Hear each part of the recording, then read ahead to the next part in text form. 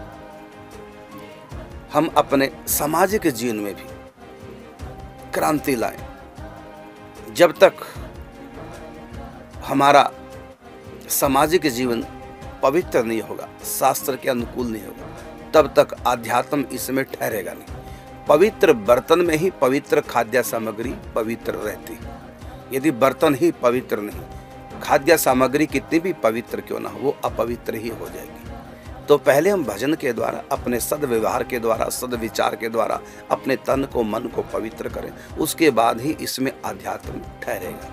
अब आप कहेंगे कि हम भी राधाष्टक का पाठ करेंगे, हमको भी सखी भाव की प्राप्ति हो जाए। बिल्कुल हो जाती है, इसमें कोई दो राय नहीं। और उदाहरण आपने देखा, अनुष्ठान किया राधाष्टक का और युगल सरकार के दर्शन हो। लेकिन हम ऐसी अपने आप में पहले योग्यता प्राप्त करें, योग्यता धारण करें। भजन के द्वारा अपने चित्त को पवित्र कीजिए और केवल एक ही कामना रहे, वो सखी भाव की, निकुंज प्राप्ति की, और कोई कामना न रहे। फिर देखना ये अनुष्ठान कितनी जल्दी आपको सखी भाव में प्रवेश करा देगा। बहुत महिमा है राधा अष्टक की।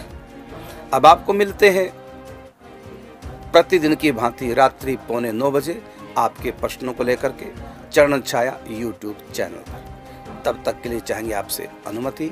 जय श्री राधे, जय श्री कृष्ण।